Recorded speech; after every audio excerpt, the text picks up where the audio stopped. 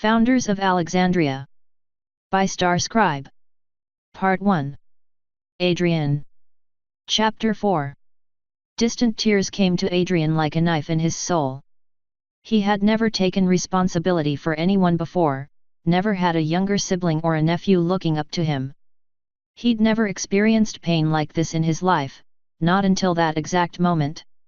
Just as in New York, or earlier in Niagara, he knew a pony needed his help, and hell itself couldn't stand in his way. He bounded past Alex, into the maze-like interior of the building. No, maze wasn't strong enough. This building was a labyrinth. He took several sharp lefts, turned across a bridge, and suddenly he was in the depths of a simulated cave. Its ceiling, probably built for humans, was cavernous above him. Stairwells twisted strangely into the walls, becoming simulated rocks. Many of them were too steep to climb without fingers. Humans, after all, were primates. He wasn't anymore. He ignored Alex's pleading voice, shouting over the radio that they'd found someone and for everyone to come to the old factory down the street from the outpost. He would let Alex deal with that, he would find the child. He did not attempt to rationally consider how likely it was that a child might still be alive after all this time. The crying wasn't very loud, and it was getting weaker. If he had to guess, he would have said the kid was probably crying herself to sleep. "Hello," he shouted, as loudly as he could. "Is there anyone here?" The cave wasn't like others he had seen simulated in theme parks. Its edges were rough and strange, and rough concrete stuck out at strange angles, sometimes with bits of rebar visible underneath. One slid over his saddlebags as he passed, catching on the thin bandage he wore beneath to protect his wings.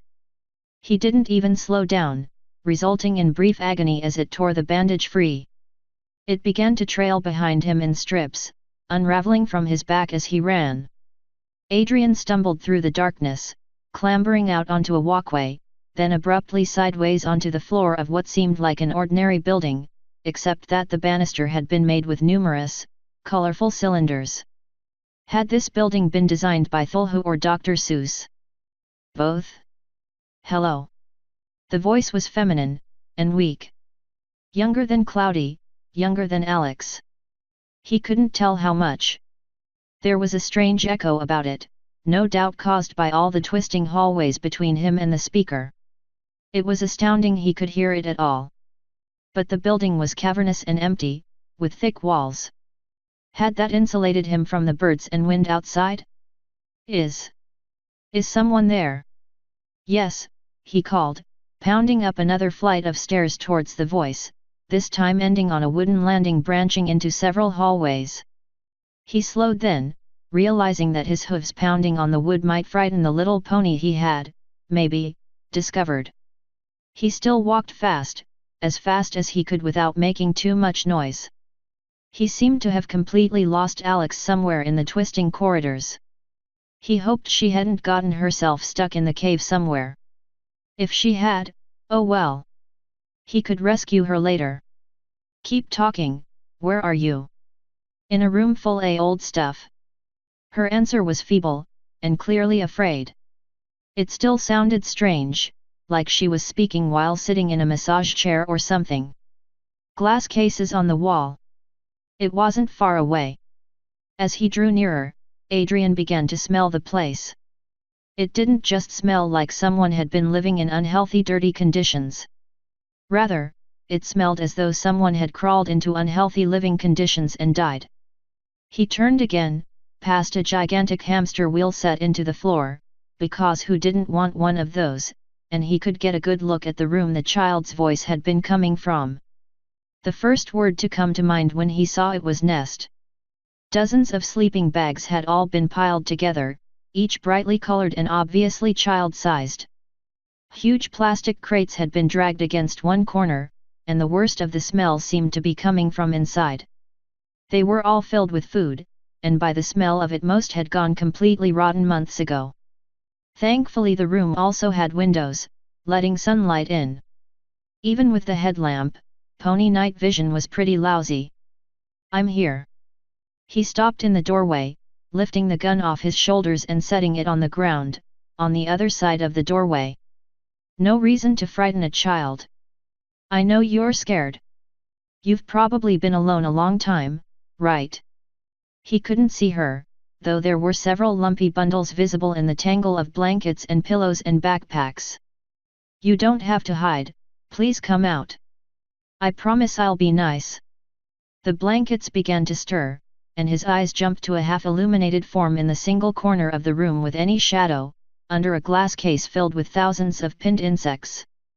For a few seconds, he imagined he was only seeing a mask, perhaps befitting what was apparently a bug exhibit.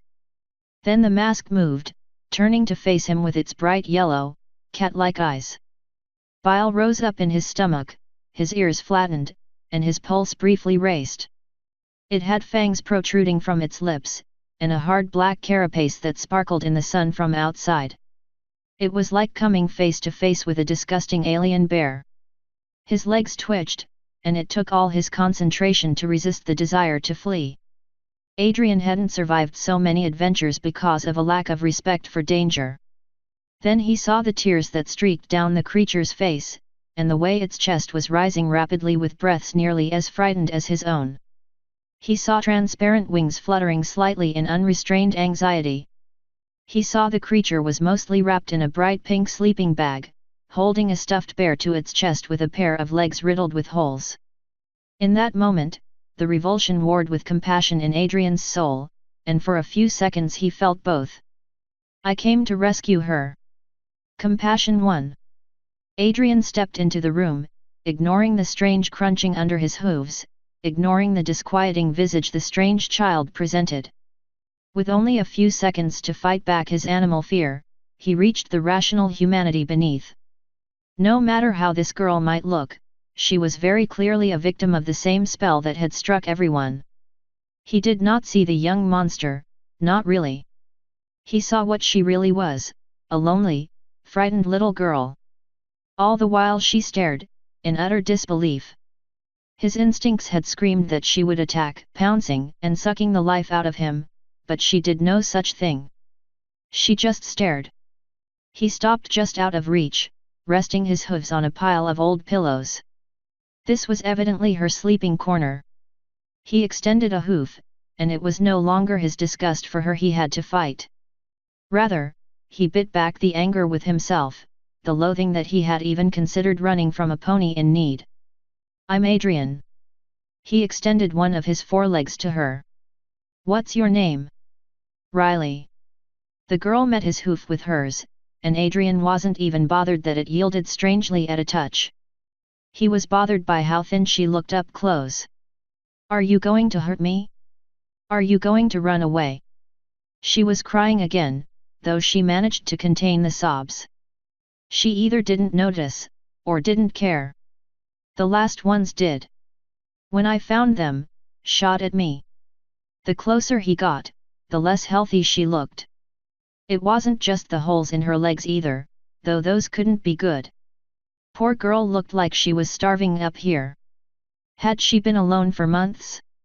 No, he got down, ignoring the stench to embrace the girl as tightly as he dared. I won't do any of those things, Riley. I don't know what other ponies did, but you're safe now.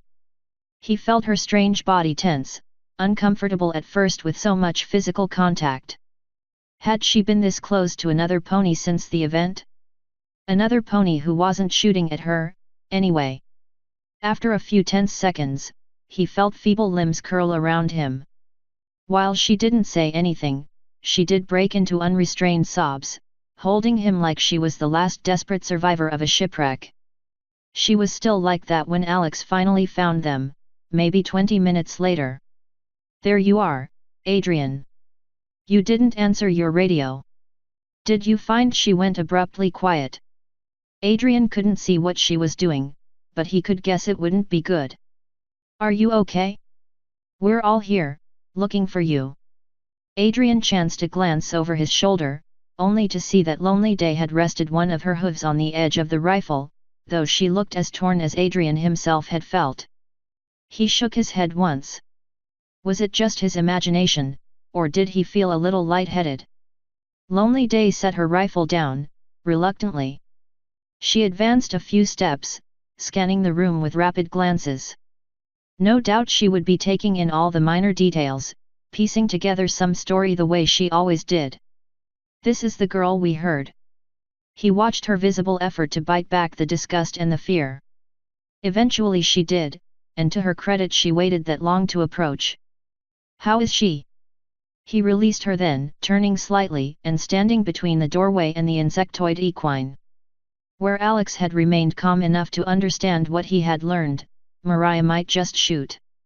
Joseph almost certainly would shoot first, though for totally different reasons. She's been alone for too long, he replied.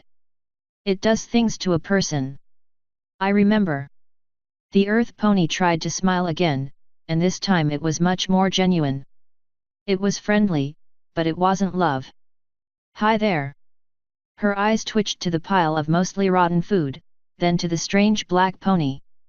The signs of malnutrition were obvious in her now, despite not being clearly mammalian. We've got sandwiches in the cooler across the street.